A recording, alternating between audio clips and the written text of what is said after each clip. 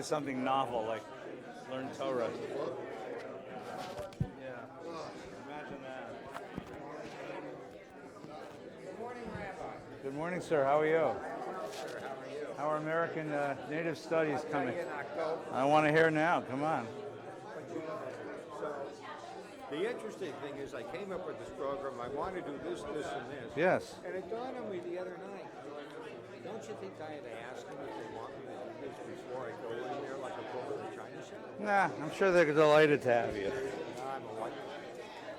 Yeah, but you're a good white guy, you know. No. Unfortunately. Good morning. How you doing? Sorry? What time does the Shabbos service start? Well, it's supposed to start about 9:30, but Yossi always starts it earlier, 9:20 or so. Why? What's wrong? Sorry? Get there whenever you can. When we're done here, you go in there. Yeah, 9:30 they start. Get there by 10, you'll be fine.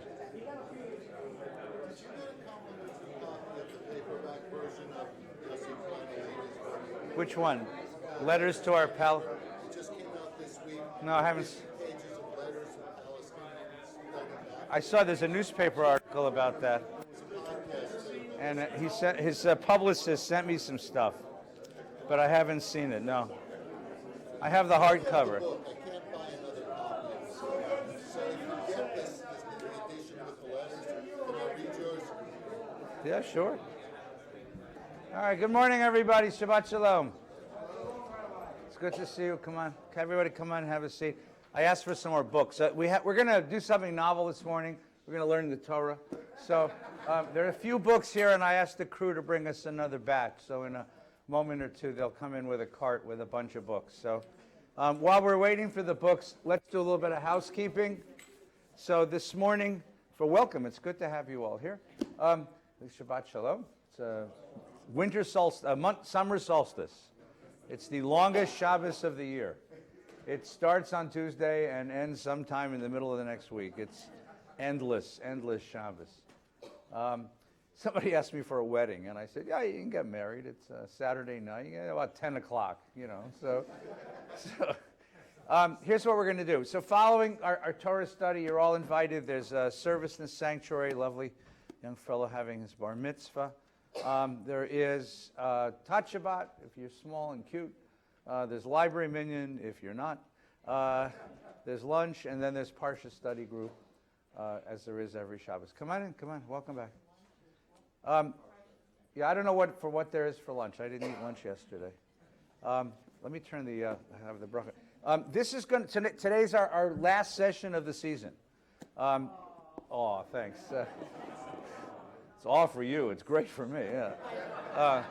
We're going on summer hiatus. My brother's getting married next week, right? Third time's a charm, right? So, mazel tov to Simi.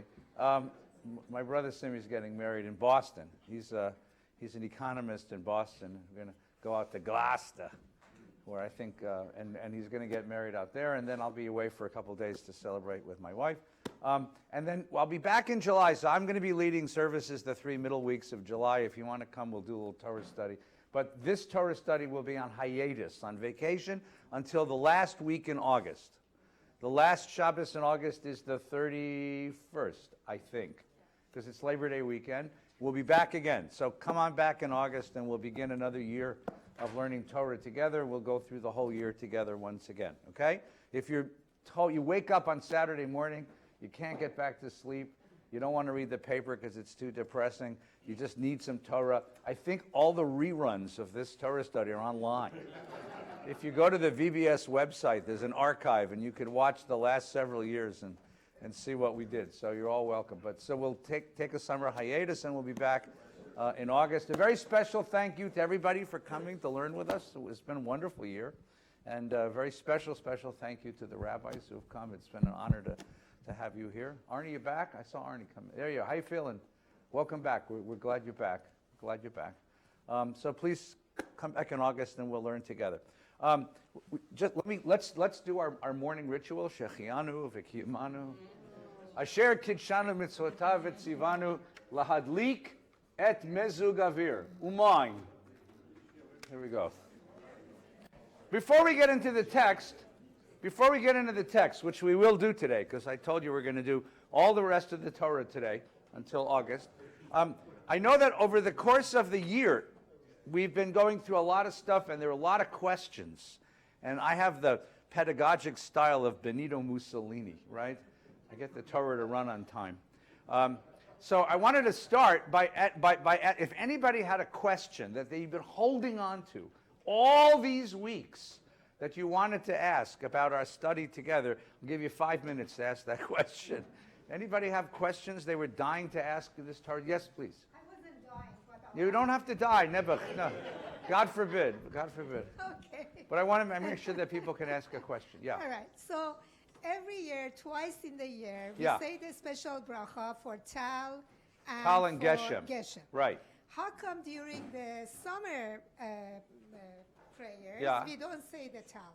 Oh, a lot of synagogues do. Mostly Sephardic synagogues. Yeah, it's here. It's up on the wall. Right. There's a bracha that says, it's in Mashiva Ruach Umarida Gashem. You say Marida Tal, and that's in most of the Sephardic prayer books that's said, and Ashkenazim not so much. And I think it had to do with a couple of things. Number one is that if you lived in Northern Europe, if you lived in Lithuania, there wasn't much dew to be had. But in Israel there is. Tal, which is dew, D-E-W, right? That's that wet stuff that's on your lawn early in the morning. That became a symbol in rabbinic literature, mystical literature especially, for resurrection.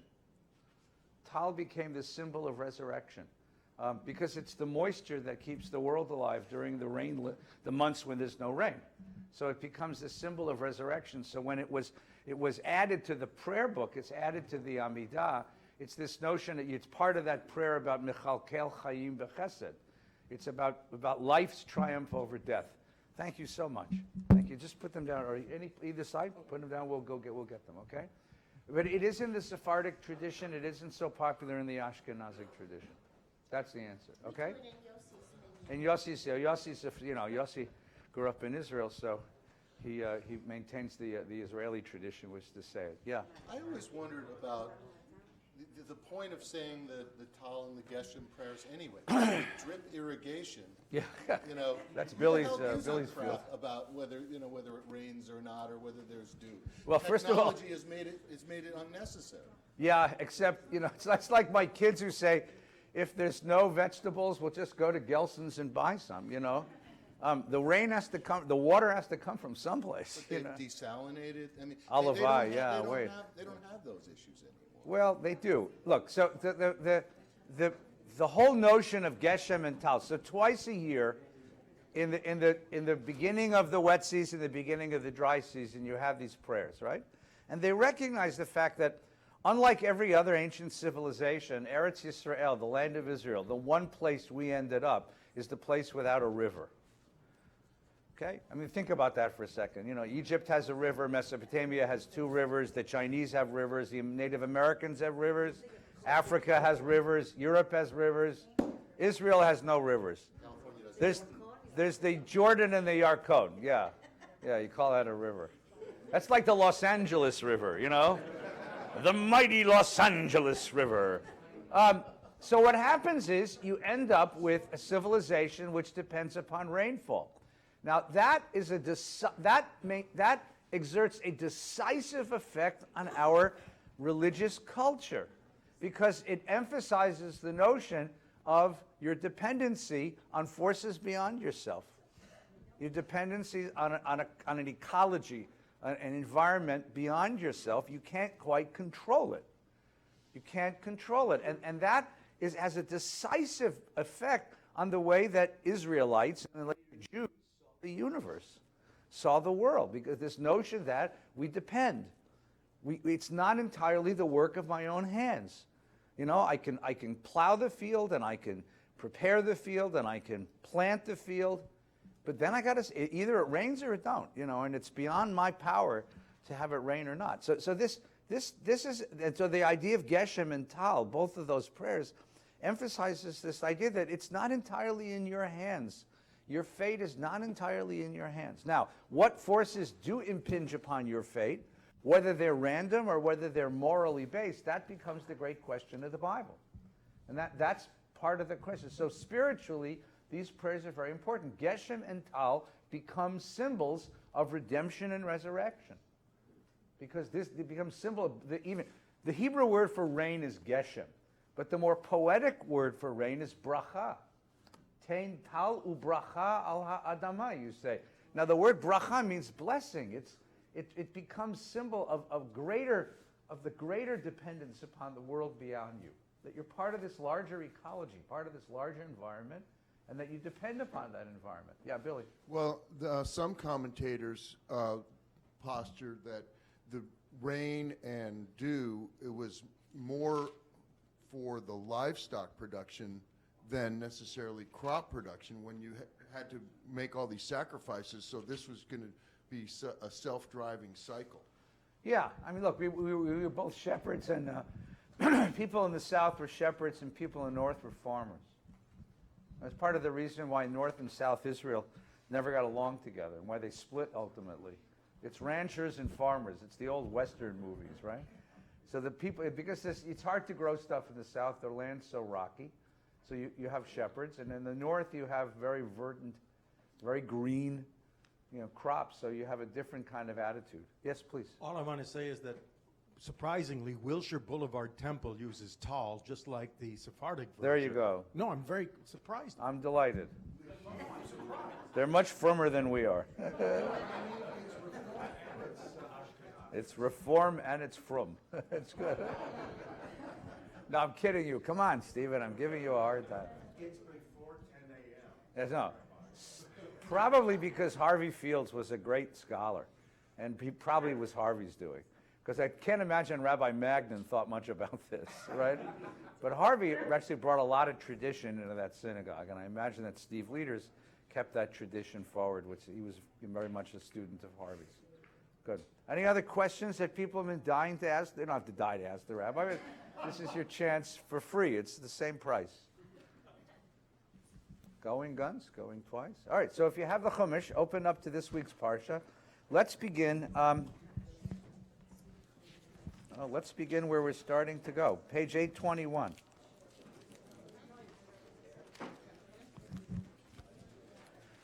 So we have, if they're books now, there's lots of books. So if you need a book, raise your hand. We'll get you a book. Okay?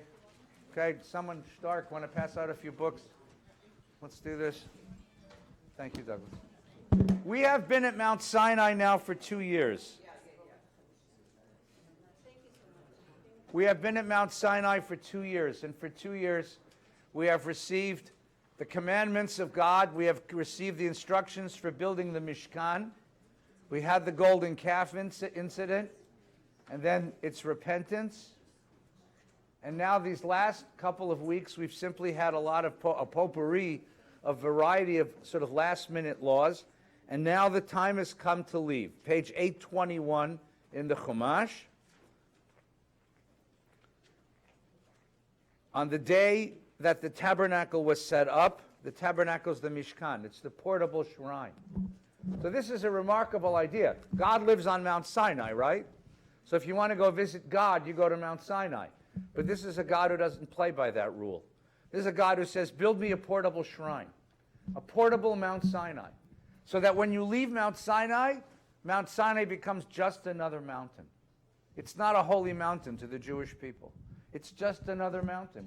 When you leave, when God leaves, the mountain isn't holy anymore. But God's presence lives in the shrine wherever you are. So on the day that the tabernacle, the Mishkan means dwelling place. It's translated as tabernacle, which I insist is a dermatological disease, right? But so Mishkan is a better word. On the day that the Mishkan was set up, the cloud covered it, the tent of the pack. The evening it rested over the Mishkan, the likeness of fire in the morning. It was always so. Whenever the cloud lifted, the Israelites would set out, and the spot where the cloud settled, the Israelites would make camp.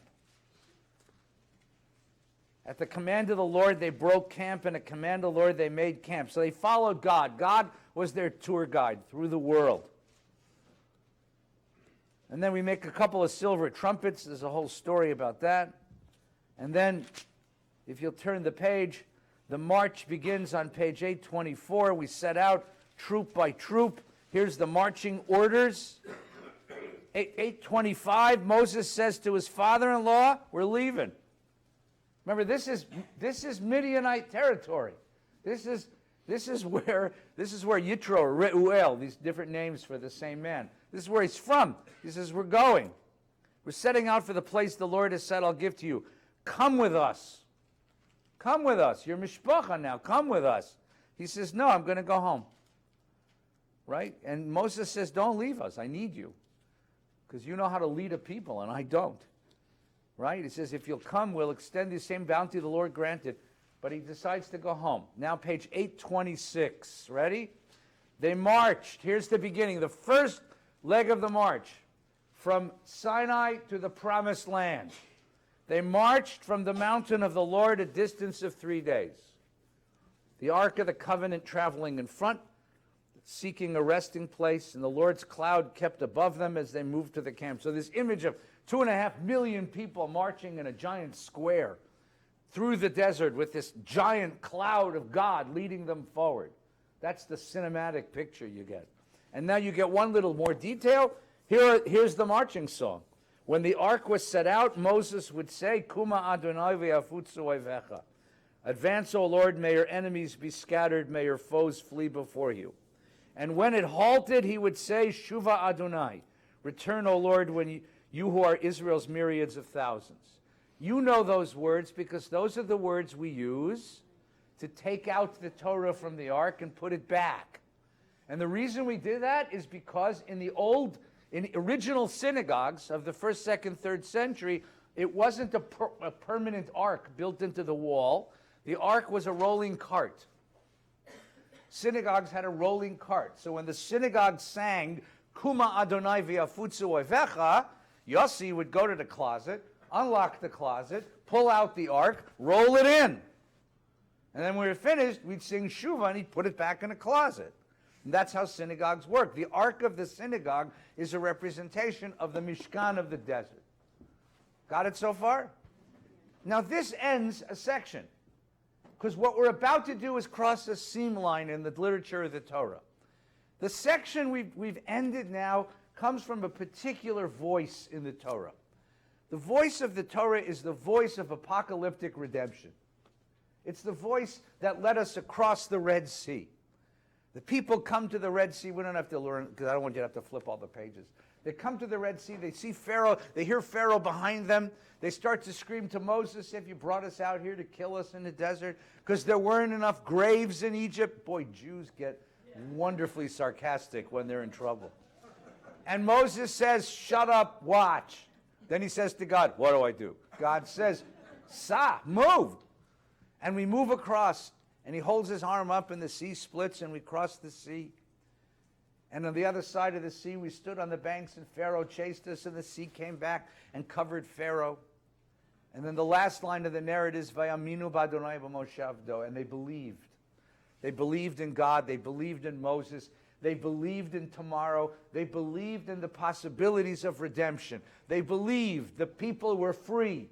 This one apocalyptic, one revolutionary event, and they lose their chains. They lose their slavery. They become free people. Glory, hallelujah. And then comes the voice of the priest who steps in and says, now I want you to preserve that moment. And here's how you're going to do it with the Mishkan and its sacrifices. That's where we've come so far. Glory, glory, glory. Now it's summertime. Today's the winter solstice. It's going to be a cool day today. But it ain't going to stay cool for long. Because you know what's coming. This is Los Angeles. You're in the San Fernando Valley. Right? It's going to be 106 degrees. The smog's going to settle in over the LA basin. The traffic on the 405 is going to start somewhere in Orange County and go all the way to Sacramento, bumper to bumper, 2 miles an hour. I know. I know. And it's hot and it's sticky and kids are cranky and it's horrible and you know and No, no, no, no. No, no, no. You're in the promised land, sister. So, now comes a new voice in the Torah that says, and this voice says, you know what? It's good. It's good to dream of freedom. It's good to dream of ideals. It's good to dream of the sacred society, the just society, the gentle human being that you're trying to create. But you gotta know one thing. To get from here to there is a long, long, long, long journey. Because the human material out of which you need to create this new free people, the human material out of which you want to create this sacred society, the human material out of you which you want to create these new human beings, this is a flawed material. It's not an easy material. This is a different voice. You haven't heard this voice very much in the Torah. It gets drowned out by the voice of revolutionary apocalyptics. And this voice says, you got to know who you're dealing with. And by the way, just because the Torah has a very funny sense of humor, it happens to be chapter 11, okay? Just for those of you who... And nothing is an accident in the Torah. Spiritual bankruptcy. Spiritual bankruptcy begins with chapter 11. You were slaves. They threw your kids into the Nile. They beat you senselessly. They starved you. We took you out of Egypt. We brought you to Mount Sinai. You met God face to face. God lives right here amidst you, in your midst, in the Mishkan. There's a pillar of cloud in the daytime that leads you across the wilderness, pillar of fire at night like a giant nightlight. And yet, given all of that, the people took to complaining bitterly before the Lord. Ooh, Jews. Vayu ha'am kimitlonenim ra. Kimitlonenim is like, they're like fetchers. That's what it really says. Right? And God heard, and he was mad. God was mad. Right? You take your kid to Disneyland, you wait 45 minutes in line for a stupid ride. Right? You buy him the hat and the popsicles, and the kid says, I'm bored. You say, I could have stayed home. You get mad. Like, at a certain point, you, lose it, right?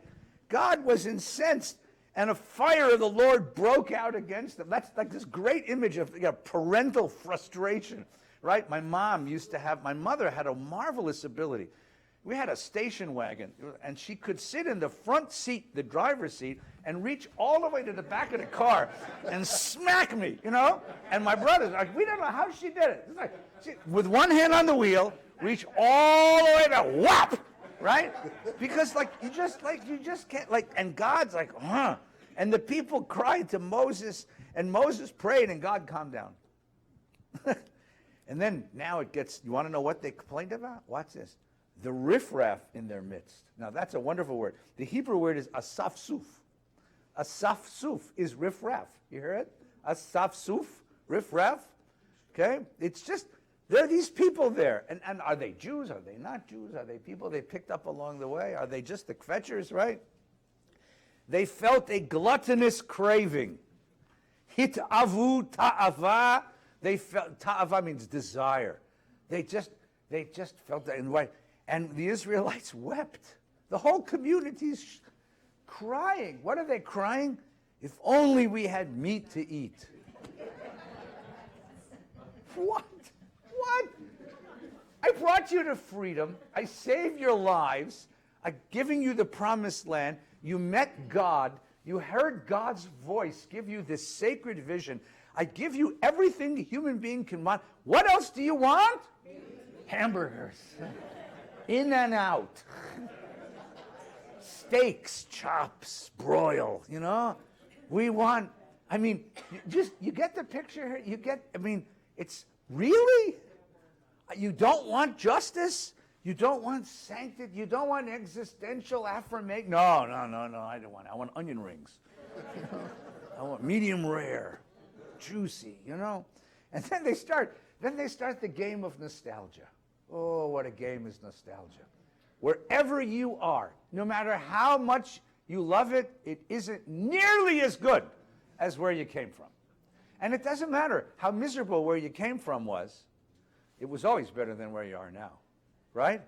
Right? I mean, you know, it's just, we remember the fish that we used to eat free, free in Egypt. Lechinam, free. Like the buffet. You remember back in Egypt, that midnight buffet every night with the chocolate fountain and the hors d'oeuvres? Right? You remember it? Right? The cucumbers, the melons, the leeks, the onions, the garlic. Oy vey. I love what Herschel sings, all the songs of the old country. Bells, my shtetela bells. They starved and had tuberculosis. It doesn't matter in bells, right? Right? Romania, Romania, Romania, Romania, Romania. A place so anti-Semitic it embarrassed the Nazis. Right? I mean, everybody has songs of the old country. Oh, it was Anna Tefka, Anna Tefka. Right? The cucumber.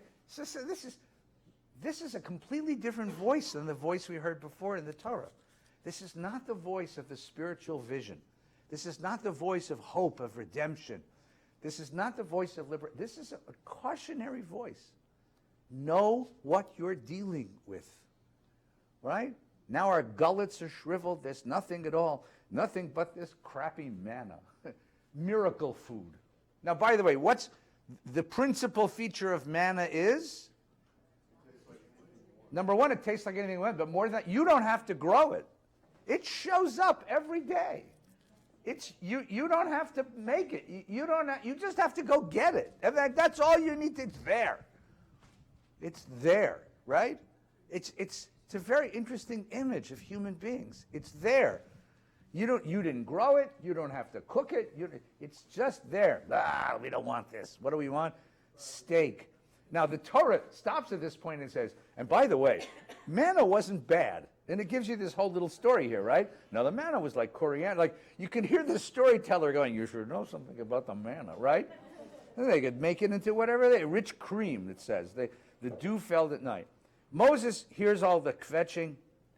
God is angry. Moses distressed. Now, this is so much like a married couple. Again, if those of you have the experience of being parents, right? You know that the important thing is that both of you don't get angry at the same time. One of you can be angry, but the other one so here you got Moses and God, and as long as both of them don't get angry, we survive.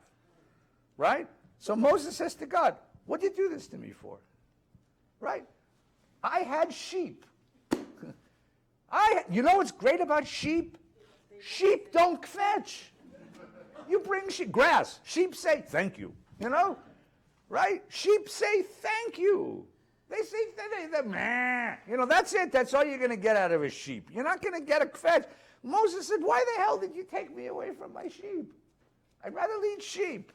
Right? Why did you do this? What did I do to piss you off that you gave me this job, right? You laid this burden of this people on me. And then he uses a really interesting image. Did I conceive them? Did I bear them? That you should say, carry them in your bosom like a nurse carries an infant? What am I? Their wet nurse? What? Is this mine? Where am I supposed to get meat for this people? I mean, he just doesn't have it in him.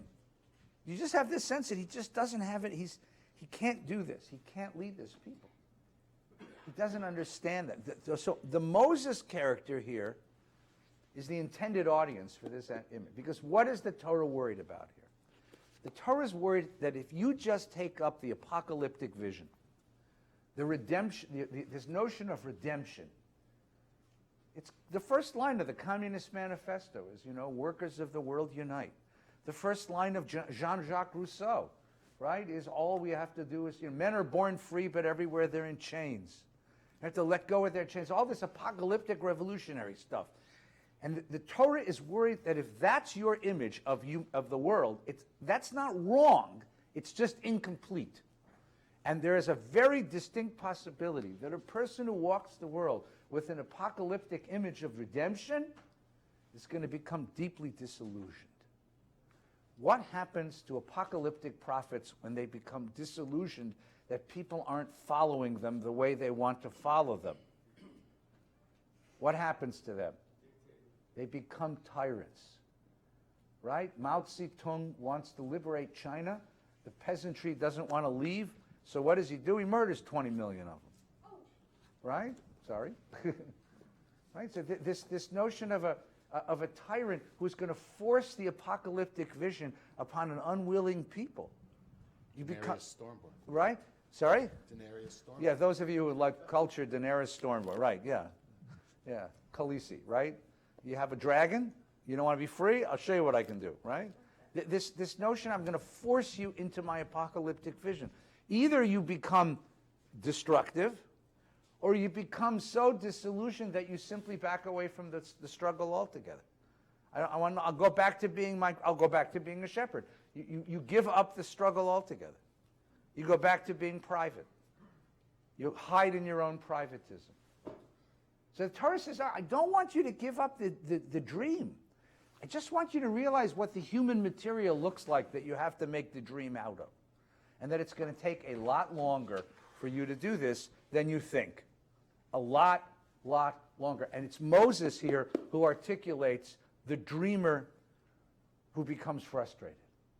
So what does God do? God says, calm down. Calm down. We're going to work on this. We're going to work on this. We'll figure it out. Yes, please. We have to take Michael. We have a lot of friends who are watching at home all over the world. You're now famous. Oh my God. Yes, yes. No, I'm not kidding. It's true. Seriously? Oh, Yeah. sorry. So the whatever that word. Apocalyptic. Apocalyptic means one big bang. Yes. Vision is always combined with a world of perfection. Yeah. So, Isn't that nice? what's that? It's beautiful. It's nice, yes. In theory. In theory, exactly. Right. And I guess maybe that's what the Israelites are complaining about. Their world is no longer perfect. They felt it was perfect. You know, in retrospect, it was perfect in Egypt, and now it's not perfect. Yeah. And always the problem is that when you, with all these dictators, is the world can never be perfected, Yeah. and that's the problem. Yeah. Yeah. It's part of it that it's perfection. Part of it is that they're not responsible for very much of it either. I mean, they're still in a sort of state of limbo, right? Like, how many, you ever have this experience, teenage kids? Anyone here raise teenagers? Teenagers, they're all socialists until they get their first paycheck. It's really interesting. Summertime, they all go to work at the mall or summer camp, you know. And they, Dad, what did they do to my money? You know, like, well, son, that's Medicare, Social Security, federal taxes, state taxes, you know, SDI, whatever, SSI, SDI, SWD. That's my money. Yeah, suddenly you become like, that's the reality, kid. You want this is what it looks like, right? So, as long as you're not faced with the real reality of forming that perfect society, it's a beautiful vision, right? It's a beautiful vision to sit in a college seminar classroom and read Jean-Jacques Rousseau. It's a whole different thing when you're actually trying to make it work. It's very interesting to try to make it work, and that's what's happening. Now it's got to, even in this state, it's got to, they don't have to work for a living, but it still has to begin to work. It has to begin to work, right? That's, what would it look like to begin to see it come to reality, right? That's what's so interesting. Now, what happens is, what happens here in the Torah, well, the first answer is going to be, you can't do this alone. You need help. Remember when Yitro first met Moses, he said the same thing. He said, you can't bear this people alone. So in 8:29, verse 16, God says, go find me 70 guys who can help you. And he brings 70 elders to help, and then God gives them the food that they want. But what's really interesting now about the Torah for the next several weeks is this is a guided tour through the dark side of the human character. The book of Numbers is this cautionary voice. I'm going to show you who it is you're dealing with and what you're dealing with, right? And what you notice is that one by one, all of the social ties that bind this people together, they begin to tear apart and fray.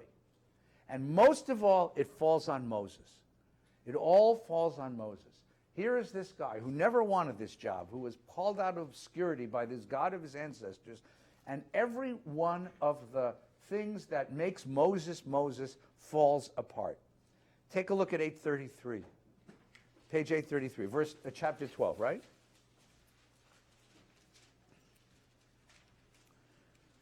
When they were in Hatzerot, Miriam and Aaron spoke against Moses because of the Cushite woman he married. Anyone here have a thing like this happen in your family? Anyone here belong to a Jewish family? Anyone here have brothers-in-law, sisters-in-law, mothers-in-law, fathers-in-laws, and sometimes they don't get along? You ever have this happen? Right? You ever have this happen? And you know, don't you ever? Is it comforting or is it scary to know that it happened in Moses' family, right? That his brother and sister have some objection to his wife, that there's something wrong with, and what they're objecting to is not exactly clear. Cushite woman can mean many different things. Is it her? Is it her? Did she borrow something and not pay it back? Right? Did she insult somebody? Did she seat you at the wrong table at the Seder? I mean, what was it? Doesn't matter. In families, this is what happens. Now, here's poor Moses, stuck between his family and his spouse. Right? Does that sound familiar in any Jewish family? All right, keep turning pages with me. Turning some pages with me, because the next thing that's going to happen is the people are going to betray him. Turn to page 840. 840. We arrive at Canaan. Now you say, no, wait a minute, that can't be true. We're only in the 13th chapter of Numbers. How can the story doesn't end till the 32nd chapter of Deuteronomy. How could we arrive at Canaan? But that's the story. So what happens? We arrive in the land, and the next story is God says to Moshe, choose 12 guys and send them into the land to scout out the land.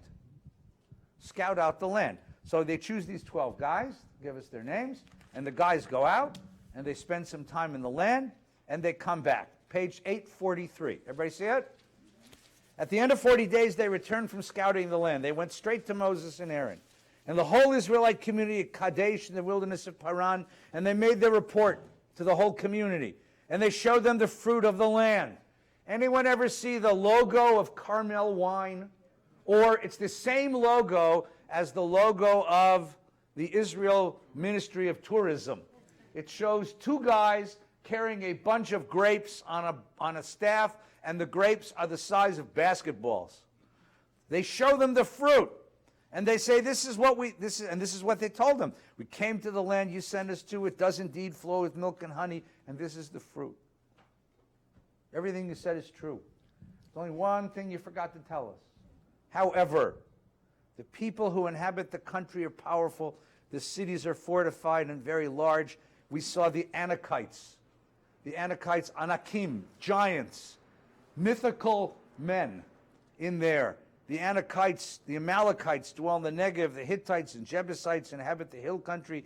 The Canaanites, and the people say, we see these giants live there. Caleb was one of the spies. He hushed the people before Moses and let's go up. We shall gain possession. We'll overcome it. But the men who had gone up with him said, we can't attack. We can't attack that people, for it's stronger than we are. And they spread rumors among the Israelites about the land, saying, the country that we traveled devours its settlers.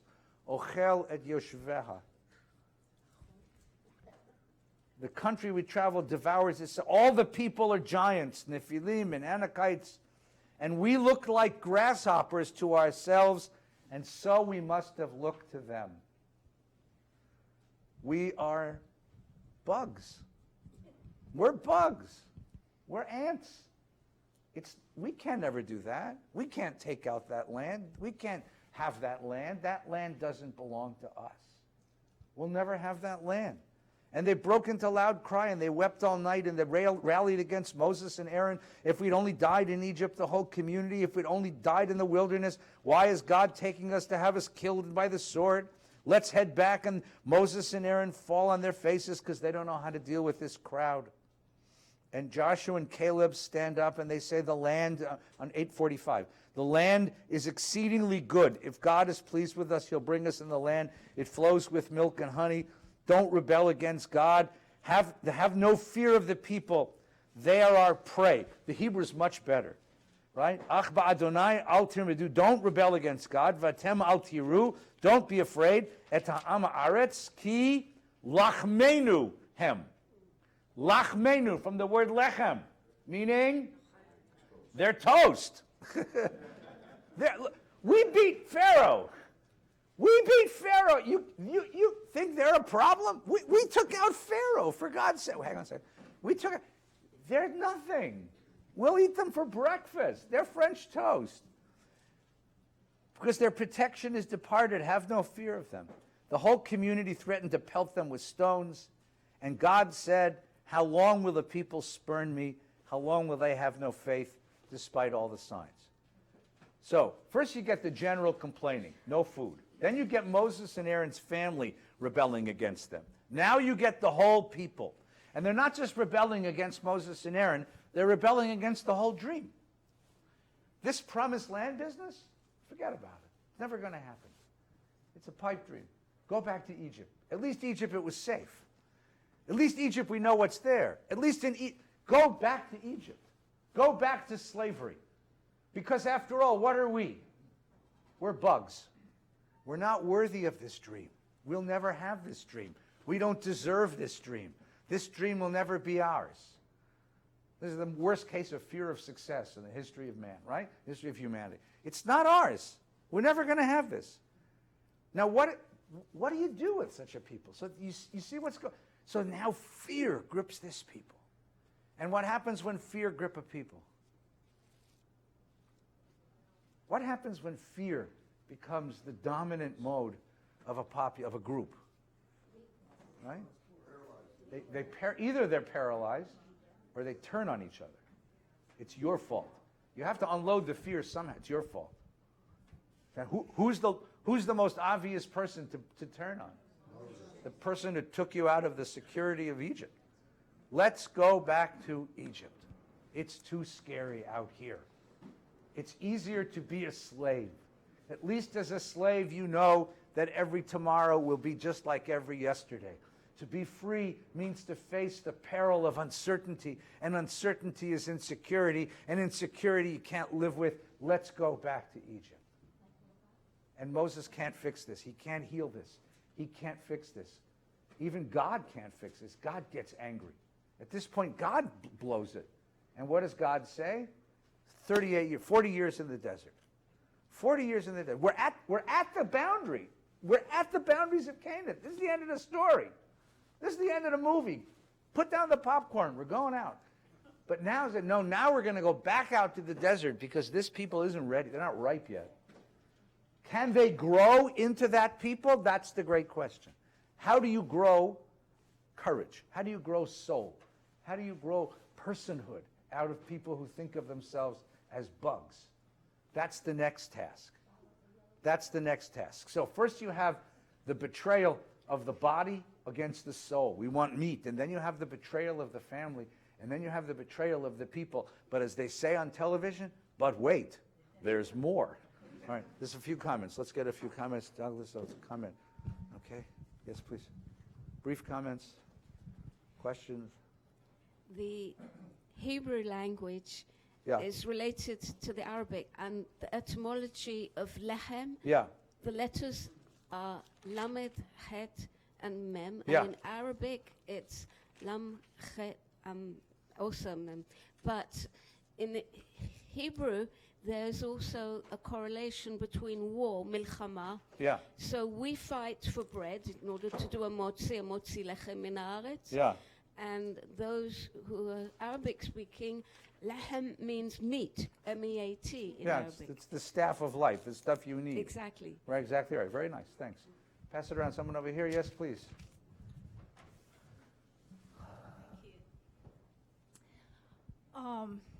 When God brought the flood during Noah's generation, Yeah.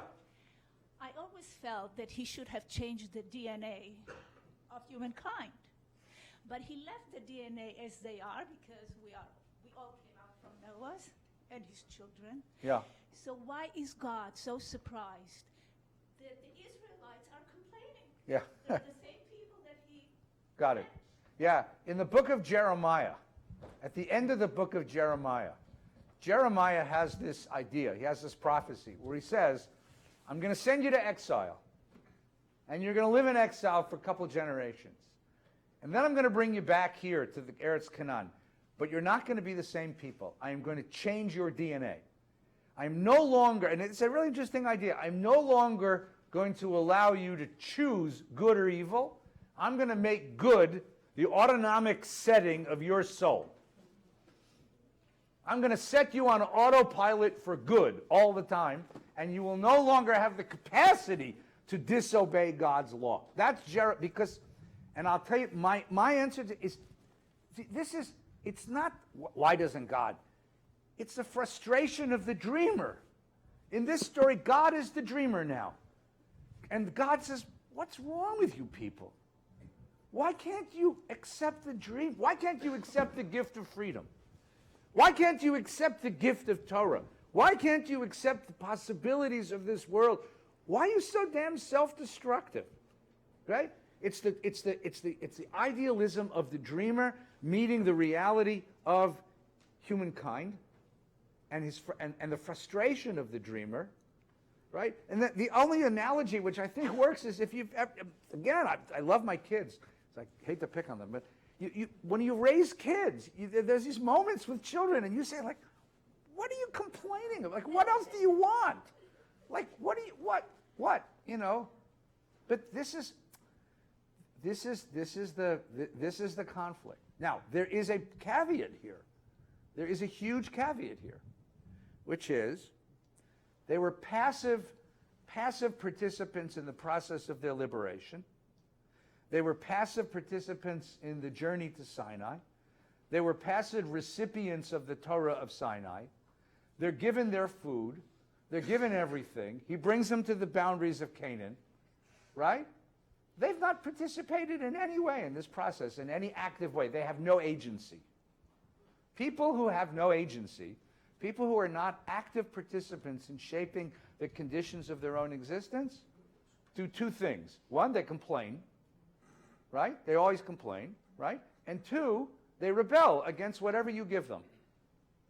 It's an amazing thing. They rebel against what you give them, right? That's why, when I was a summer camp counselor, I made this big discovery. Have these kids, and they come up to camp, and we have all these programs for them, and we do all this great stuff for them. And they kvetched, and they kvetched, and they kvetched. They just, okay, I got a better idea. Okay, we brought them up to camp, gave them tools, and said, build your own cabins. I said, what? We're Jews, You better learn how to use these tools because it's going to get dark soon. Build your own cabins. You don't build a cabin, you'll sleep on the ground. I don't care. Once you make them responsible for creating the conditions of their own existence, it changes the whole attitude. That's the truth that God's going to discover in the course of the Torah. You need to empower them to become active participants, active partners in the creation of their own redemption. Otherwise, they're never going to accept it. They're always going to rebel against it. Look, God put Adam and Eve in the Garden of Eden, gave them everything. What did they do? They rebelled. Right? What he should have done is given them a shovel and said, build your own damn garden. That's what God learned. That's what the Torah learned. This is quirk of human beings. Right? If your kids complain about the meals you cook for them, let them cook their own meals. It's an amazing thing that happens.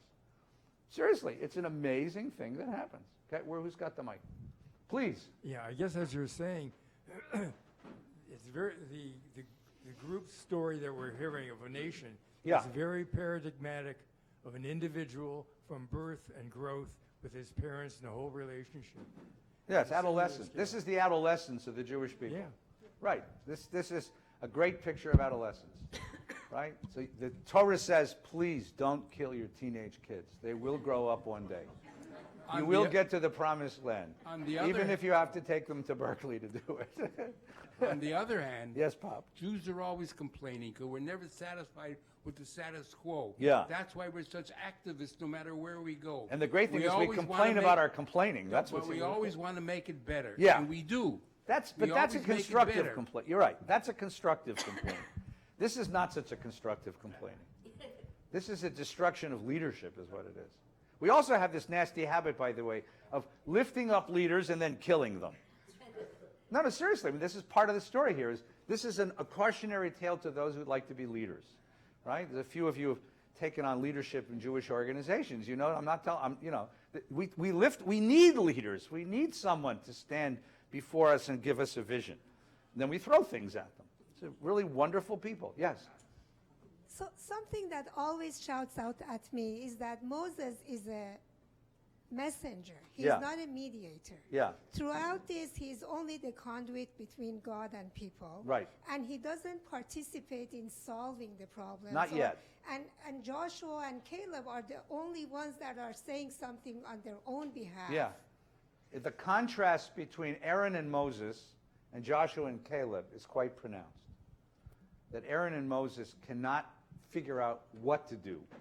And Joshua and Caleb actually have a vision of what needs to be done. It's a very interesting contrast. At this point, Moses doesn't know what to do. You're right. What happens as the book of Bamidbar goes on is Moses grows. He grows. So that by the time we get to Devarim, to Deuteronomy, he gains a voice. Remember his words at the burning bush? Lo ish dvarim anochi. I'm not a man of dvarim, of words. In a few weeks, we open the book of Deuteronomy. And what's the first line of the book of Deuteronomy? Ve'ela hadvarim asher diber Moshe kol bnei Israel. These are the words, the dvarim that Moses spoke. Those two lines bookend Moses' own spiritual development. How does a leader grow? What does a leader learn? What does a leader do in order to become a real leader? And that's really that's the other story here. Turn to page 860. We're not done with our guided tour of the dark side of the human soul yet. We're getting close, though. Now, not only has his people rebelled against him, and his families rebelled against him, now Korach, son of Yitzhak, son of Kohat, son of Levi, which makes him Moses' first cousin, betook himself with Datan and Aviram, son of Eliav, and its own son of Pella, descendants of Reuben, to rise up against Moses together with 250 Israelites, chieftains of the community, chosen of the assembly, men of repute. So we have how many rebellions here? 3. You have Korach's rebellion, you have Datan and Aviram's rebellion, and 250 elders. They all rise up to try to go against Moses. Remember, this is a guy who never wanted a job, right? He didn't run for Moses, right? They combined against Moses and Aaron. They said, you've gone too far, for all the community are holy, all of them. The Lord is in their midst. Why do you raise yourself above the Lord's congregation? Who died and made you king? Who made you leader? Who assigned you this role? Who do you think you are? Moses heard this, he fell on his face. Why did he fall on his face? What does that mean?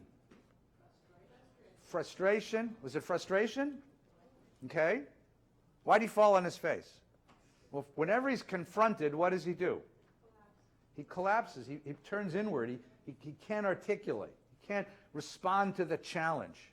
Falls on his face out of frustration, falls on his face because he can't stand the emotion of the confrontation, falls on his face because he doesn't quite know, what do you say? When now look at the leaders. Korach is a member of the house of Levi. He's actually got better yichus than Moses because his father was the firstborn. Amram was not the firstborn. So Korach has a better claim to leadership than Moses does. Datan and Aviram come from the tribe of Reuben. Who was Reuben? Firstborn. The firstborn. 250 elders of the community. In other words, what is the legitimacy of your leadership? Under what political theory do you lead? Moses. Who the hell are you to lead?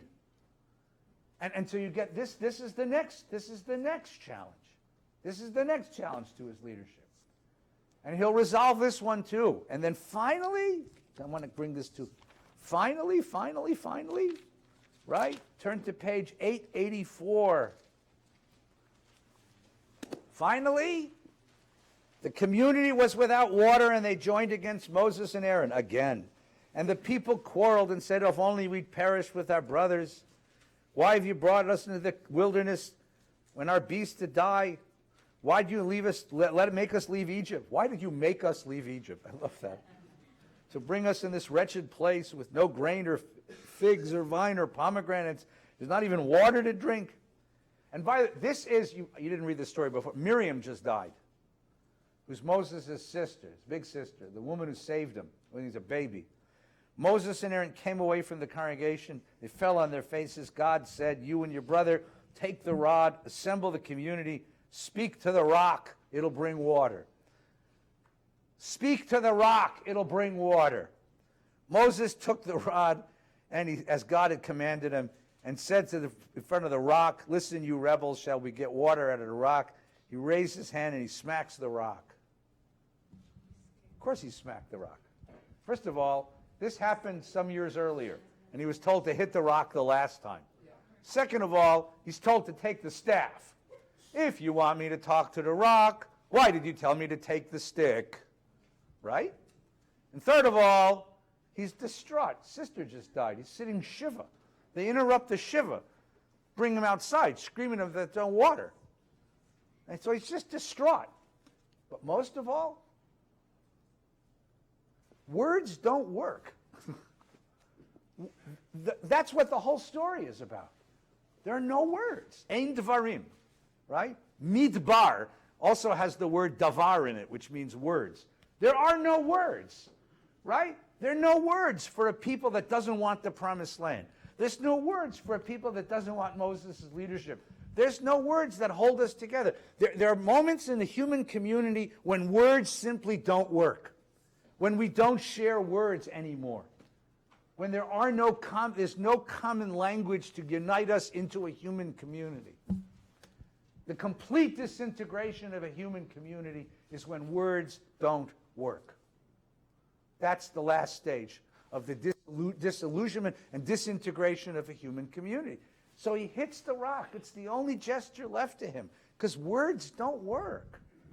And what happens? And God says, ding. The only thing in the world, the only one in the world who hasn't yet betrayed Moses, right? His family betrayed him, his tribe betrayed him, the elders betrayed him, the people betrayed him.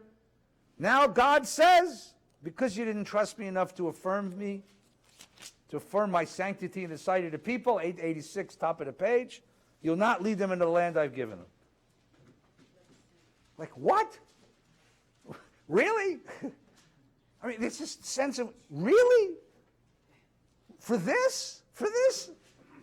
They worshiped a golden calf. You're going to let them into the land, right? For this? Right? So now you have the complete collapse.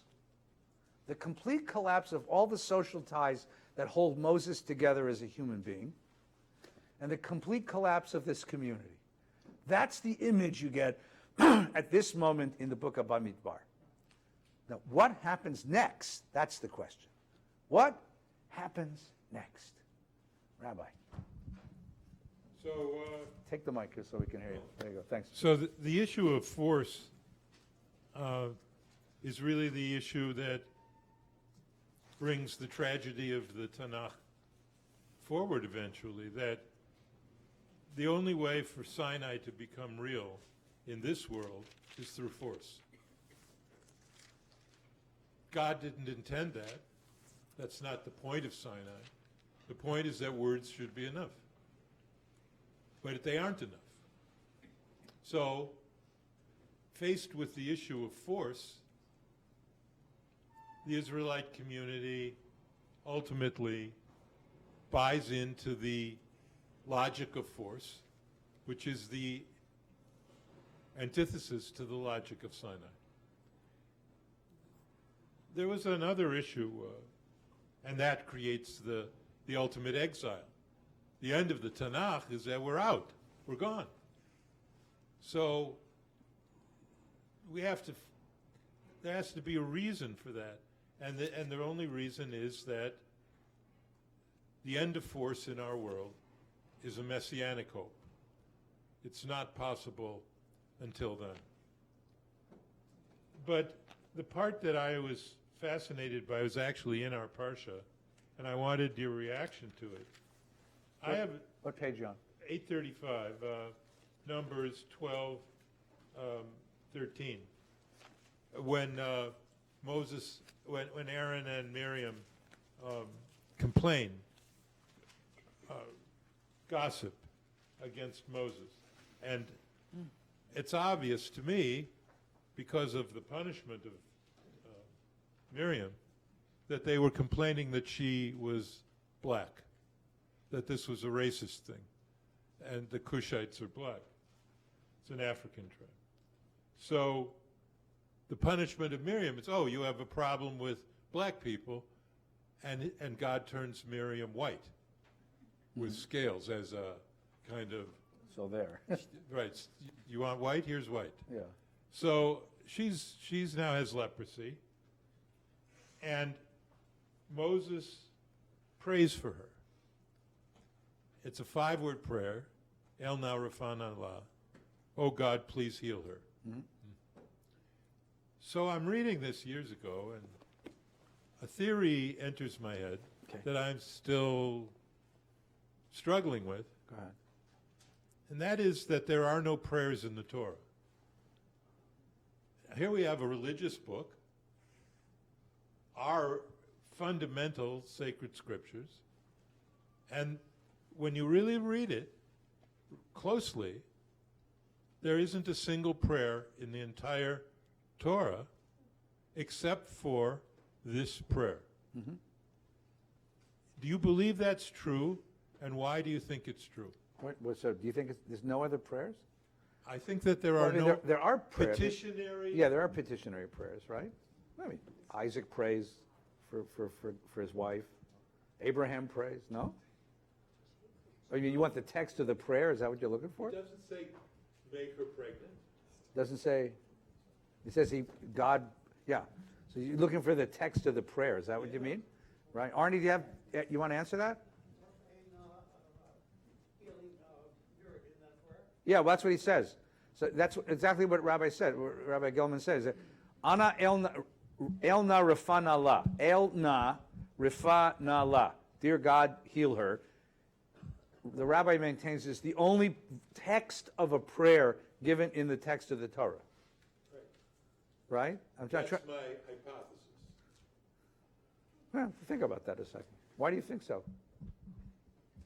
Well, because I don't think petitionary prayer was ever something that God intended us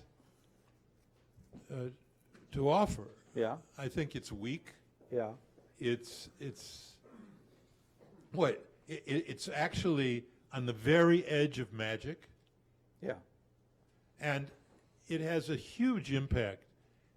It had a huge impact in my work as a congregational rabbi for 40 years. And Rabbi, can you pray for me? Pray for this. Yeah. I did, and you do always. And now writing a book for children, Thanks, Gimme, Oops, and Wow, which are the only 4 types of prayer. I look, where do I find these? And it's one of those things that it's hiding in plain sight. That the point of the Torah is, and you've said it often, to give us a history, to give us a story that is our past. Mm-hmm. And not to give us some kind of weak-willed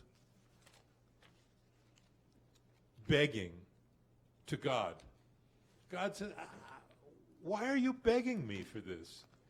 And what, in the middle of all of the suffering of the world, you want me to heal your broken leg? That's also an arrogance. So you like that? You like that idea of sa? When Moses is standing at the edge of the Red Sea, and the people are fetching to him, and it says he turned to God, and God said, "Go, move." It's not a formal petition. It's just like there's a time to go, do it, go where you need to be. All right, that's an interesting idea. It's an interesting. I mean, even Jacob, which is the closest to a prayer. Yeah. Say, if you take me out of this land, and if you bring me, and if you do. Yeah, that's close. That's a bargain.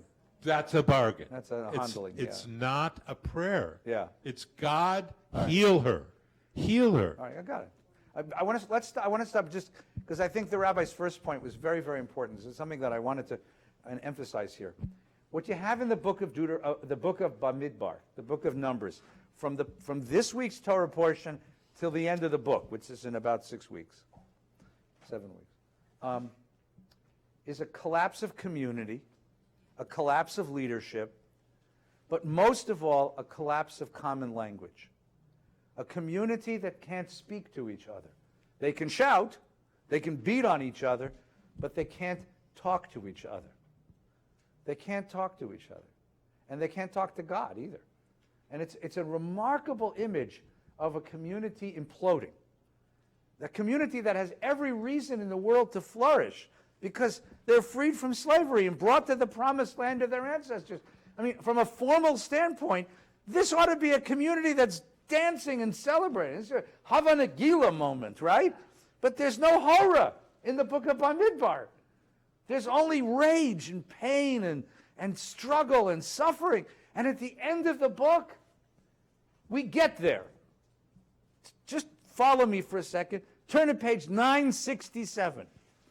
We're going to get there. We're going to get there. Look at the last line of the book of Bamidbar.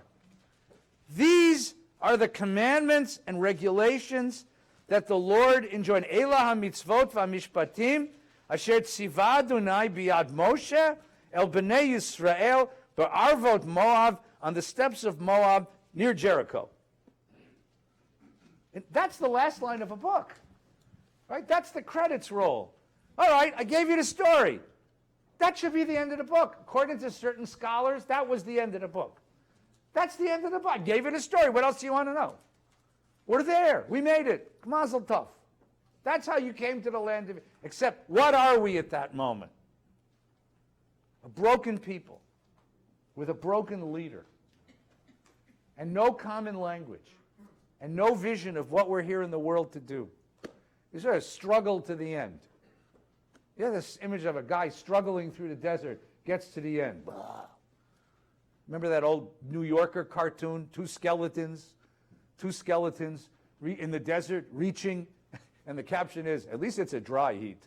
You know, that's the image. Is depleted, exhausted, broken people.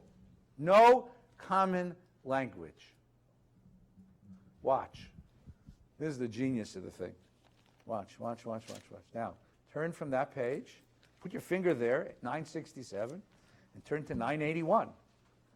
Now, you know, in the Torah, this isn't like 14 pages. In the Torah, this is a paragraph. That's it. And what's the next thing? 981. 981. Ele hadvarim asher diber Moshe el kol Yisrael be'ever Yarden b'midbar be'arvam mul su paran ben paran ben tifol levan. These are the words that Moses spoke. Whole different atmosphere. What happens in this book? Moses speaks.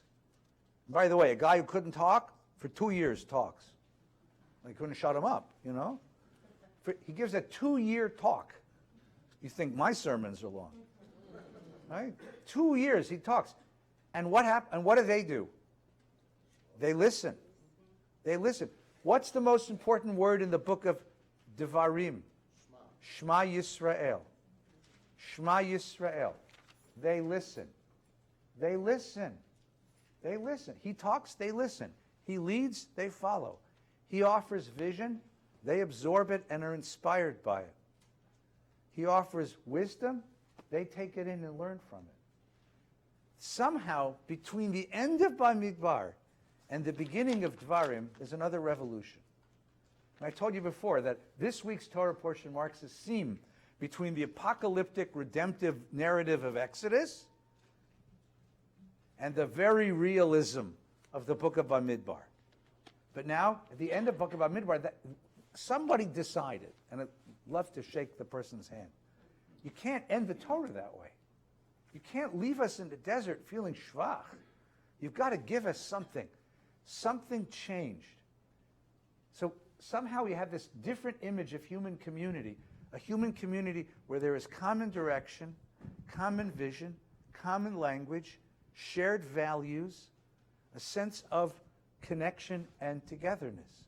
And whereas over and over and over again in the book of Numbers, they gang up on Moses. They gang up on Moses and Aaron. They want to kill Moses and Aaron. Moses and Aaron are running for their lives. What's going to happen at the end of this book, at the end of Deuteronomy? He's going to die. I gave away the end, sorry. He's going to die, and what are they going to do? They're going to grieve for him for 30 days. They're going to want to grieve for him more, but Joshua says, get up, we got work to do. And they rise up, and they begin life as a people. So you have this remarkable transition, these seam lines in the Torah.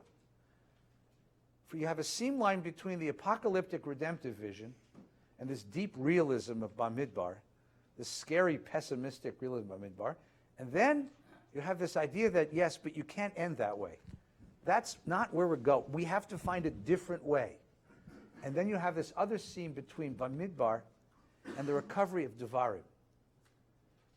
You have to have Devarim. Maybe human communities need to oscillate, alternate, between moments of Bamidbar and moments of Devarim. Maybe we need to have moments when we have shared vision, shared values, shared understandings. But maybe you have to take that community out in the desert and have a redo of adolescence and a revolution and an uncovering in order to start over again. And maybe the Torah's idea that if you find yourself in that community, if you find yourself in that place where there doesn't seem to be leadership, there doesn't seem to be language, there doesn't seem to be common understanding, we aren't talking to each other, we're screaming at each other and shouting at each other and beating on each other, Torah says, give it time. It will resolve, and you'll find yourself to Devarim again. You have to move yourself that way, but that you will find yourself to Torah. Have faith that you'll move from here to there. Maybe that's what the Torah is trying to say. I know there's lots of people that want to talk, but I have to stop because I have to get into the shul. So we're going to stop here. I wish you all a very pleasant, sweet summer. Read Dvarim. Read Bamidbar. A good Shabbos. Thanks. That's a very. I'll look at that. I'll look at that. It probably is. It's a very interesting question. And if it's true, it's a horse. Yeah, it's a good one.